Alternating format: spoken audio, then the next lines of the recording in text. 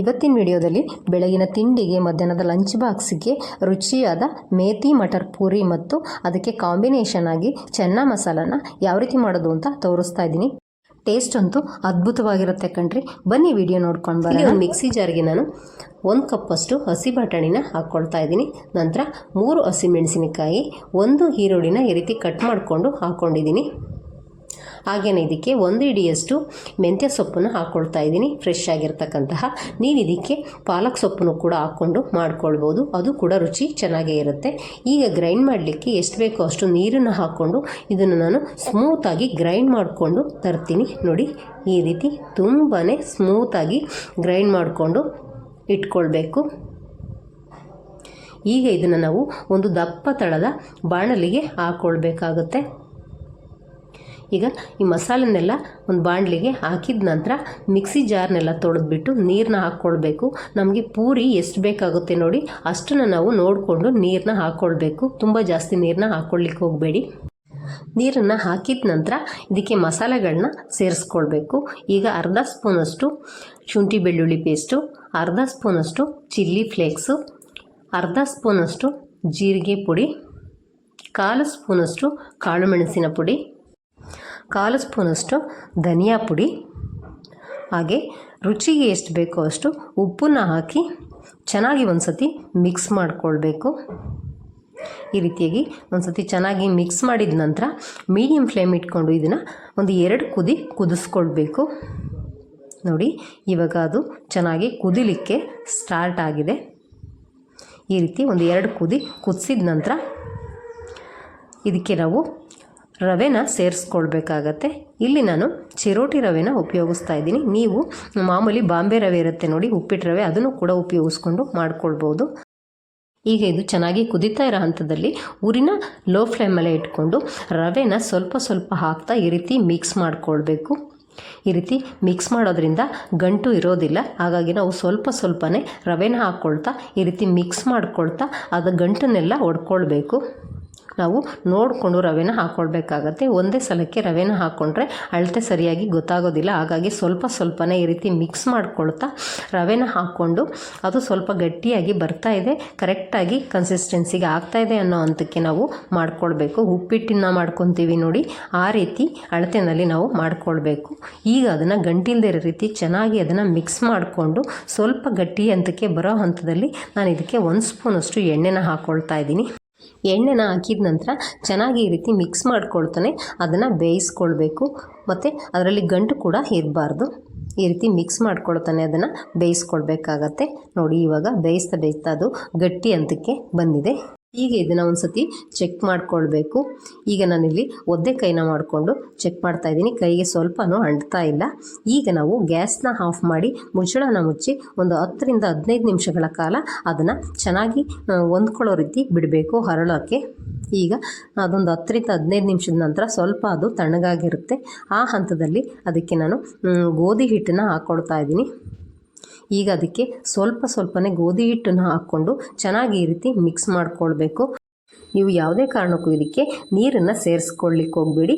ನಾವು ರವೆನೆಲ್ಲ ಹಾಕಿ ಮಿಕ್ಸ್ ಮಾಡ್ಕೊಂಡಿದ್ವಿ ನೋಡಿ, ಅದರಲ್ಲೇ ನೀರಂಶ ಇರುತ್ತೆ. ಅದೇ ನೀರಂಶಕ್ಕೆ ನಾವು ಗೋಧಿ ಹಿಟ್ಟನ್ನು ಹಾಕ್ಕೊಂಡು ಚೆನ್ನಾಗಿ ಈ ರೀತಿ ಹಿಟ್ಟನ್ನು ಮಿಕ್ಸ್ ಮಾಡಿಕೊಳ್ಬೇಕು.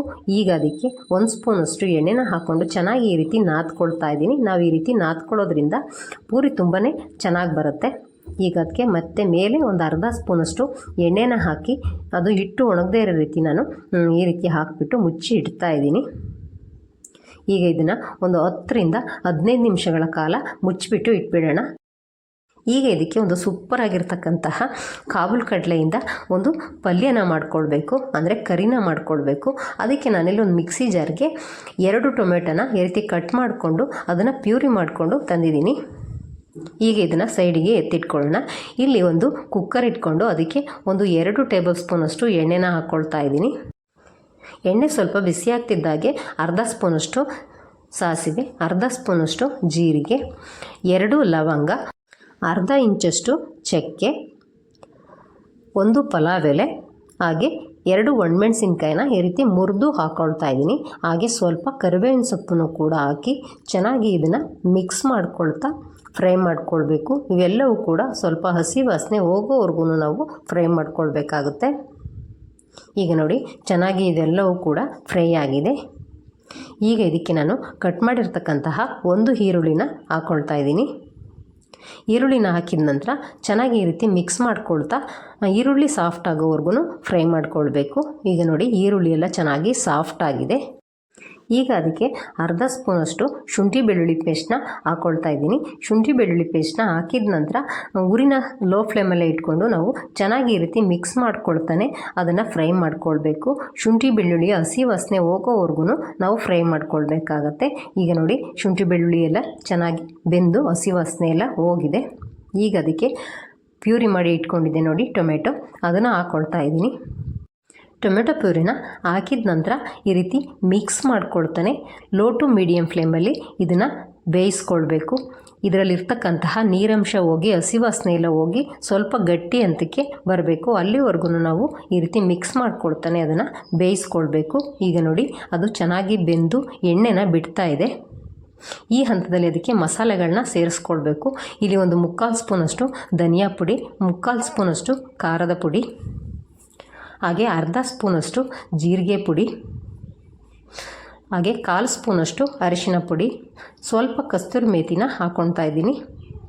ಈಗ ಇವೆಲ್ಲವನ್ನು ಕೂಡ ಹಾಕಿದ ನಂತರ ಉರಿನ ಲೋ ಫ್ಲೇಮಲ್ಲೇ ಇಟ್ಕೊಂಡು ಚೆನ್ನಾಗಿ ಈ ರೀತಿ ಮಿಕ್ಸ್ ಮಾಡಿಕೊಳ್ಬೇಕು. ಈ ಮಸಾಲೆಯ ಹಸಿ ಅಂಶ ಹೋಗೋವರೆಗೂ ನಾವು ಮಿಕ್ಸ್ ಮಾಡ್ಕೊಳ್ತಾನೆ ಇದನ್ನು ಬೇಯಿಸ್ಕೊಳ್ಬೇಕು.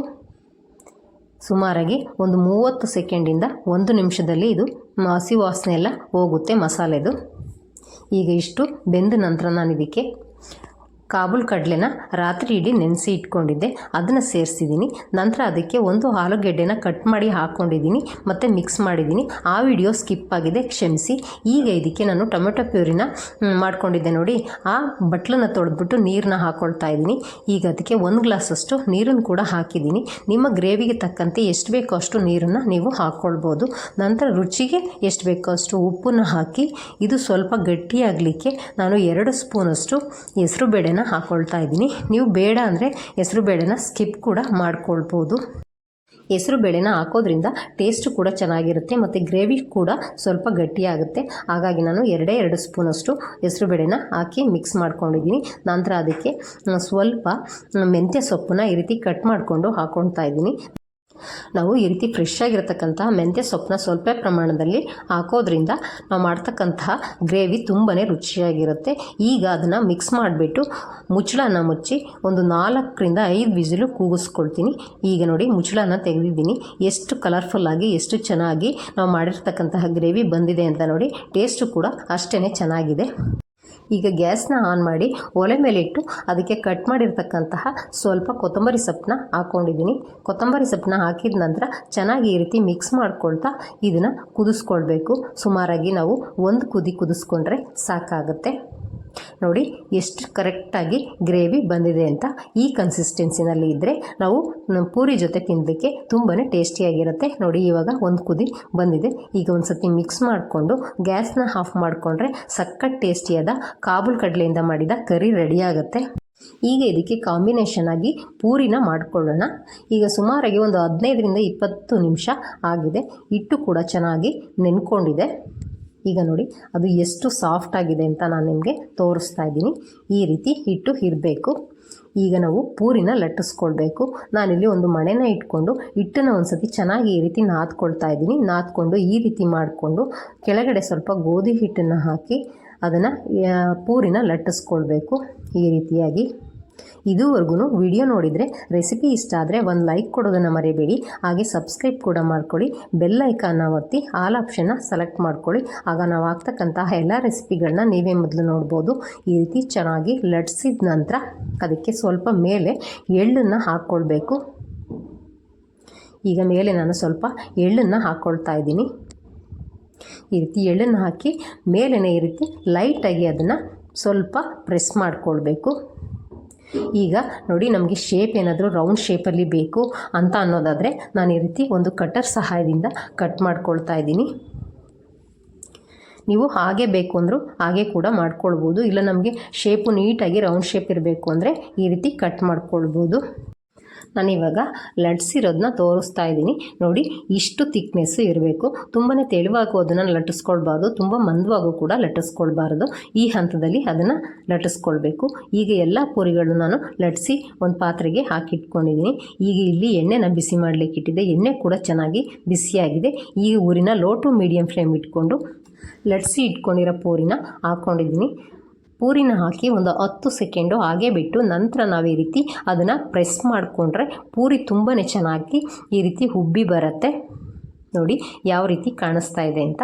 ಈಗ ಅದು ಒಂದು ಸೈಡು ಚೆನ್ನಾಗಿ ಬೆಂದ ನಂತರ ತಿರುಗಿಸಿ ಇನ್ನೊಂದು ಸೈಡು ಅದನ್ನು ಬೇಯಿಸ್ಕೊಳ್ತಾ ಇದ್ದೀನಿ. ಈ ರೀತಿ ನಾವು ಅದನ್ನು ಚೆನ್ನಾಗಿ ಲೋ ಟು ಮೀಡಿಯಮ್ ಫ್ಲೇಮಲ್ಲಿ 2 ಸೈಡು ಬೇಯಿಸ್ಕೊಂಡು ತೆಕ್ಕೊಂಡ್ರೆ ಸಖತ್ ಟೇಸ್ಟಿಯಾದ ಮೇಥಿ ಮಟರ್ ಪೂರಿ ರೆಡಿಯಾಗುತ್ತೆ. ಇದೇ ರೀತಿ ನಾನು ಇನ್ನೊಂದು ಕೂಡ ನಿಮಗೆ ಅದನ್ನು ಬೇಯಿಸಿ ತೋರಿಸ್ತಾ ಇದ್ದೀನಿ ನೋಡಿ. ಈ ರೀತಿ ನಾವು ಚೆನ್ನಾಗಿ ಎಣ್ಣೆನ ಕಾಯಿಸ್ಕೊಂಡಿರಬೇಕು ಮೀಡಿಯಮ್ ಫ್ಲೇಮಲ್ಲಿ. ಎಣ್ಣೆ ಸ್ವಲ್ಪ ಚೆನ್ನಾಗಿ ಕಾಯ್ದ ನಂತರ ಲೋ ಟು ಮೀಡಿಯಮ್ ಫ್ಲೇಮ್ ಇಟ್ಕೊಂಡು ಚೆನ್ನಾಗಿ ಇದನ್ನು ನಾವು ಬೇಯಿಸ್ಕೊಳ್ಬೇಕು. ನಂತರ ಹಾಕಿದ ನಂತರ ಚೆನ್ನಾಗಿ ಈ ರೀತಿ ಒಂದು ಸತಿ ಪ್ರೆಸ್ ಮಾಡಿಕೊಂಡು 2 ಸೈಡು ಬೇಯಿಸ್ಕೊಂಡು ತೆಕ್ಕೊಂಡ್ರೆ ಪೂರಿ ರೆಡಿಯಾಗತ್ತೆ. ಇದೇ ಥರ ಎಲ್ಲ ಪೂರಿಗಳನ್ನು ನಾನು ಬೇಯಿಸಿ ತೆಗೆದು ಇಟ್ಕೊಂಡಿದ್ದೀನಿ. ಈಗ ಅದನ್ನು ನಾನು ಇಲ್ಲಿ ಸರ್ವ್ ಕೂಡ ಮಾಡಿ ತೋರಿಸ್ತಾ ಇದ್ದೀನಿ. ಎಷ್ಟು ಕಲರ್ಫುಲ್ಲಾಗಿ ಎಷ್ಟು ಚೆನ್ನಾಗಿ ಪೂರಿ ಬಂದಿದೆ ಅಂತ ನೋಡಿ. ಅದಕ್ಕೆ ಕಾಂಬಿನೇಷನ್ ಆಗಿ ನಾನು ಮಾಡಿರ್ತಕ್ಕಂತಹ ಕಾಬೂಲ್ ಕಡಲೆಯ ಗ್ರೇವಿ ಕೂಡ ಅಷ್ಟೇ ಚೆನ್ನಾಗಿ ಬಂದಿದೆ. ಇವೆರಡೂ ರೆಸಿಪಿಯ ರುಚಿಯಂತೂ ಅದ್ಭುತವಾಗಿದೆ. ಇದನ್ನು ನಾನು ಈ ರೀತಿ ಮುರಿದು ತೋರಿಸ್ತಾ ಇದ್ದೀನಿ. ಒಳಗಡೆಯಿಂದ ಸಾಫ್ಟಾಗಿ ಹೊರಗಡೆಯಿಂದ ಎಷ್ಟು ಗರಿಗರಿಯಾಗಿ ಬಂದಿದೆ ಅಂತ ನೋಡಿ. ಇದೇ ರೀತಿ ಇನ್ನೊಂದು ರುಚಿಕರವಾದ ರೆಸಿಪಿಯೊಂದಿಗೆ ನಾನು ನಿಮ್ಮನ್ನು ಮುಂದಿನ ವಿಡಿಯೋದಲ್ಲಿ ಭೇಟಿಯಾಗ್ತೀನಿ. ಅಲ್ಲಿವರೆಗೂ thank you for watching. Bye friends.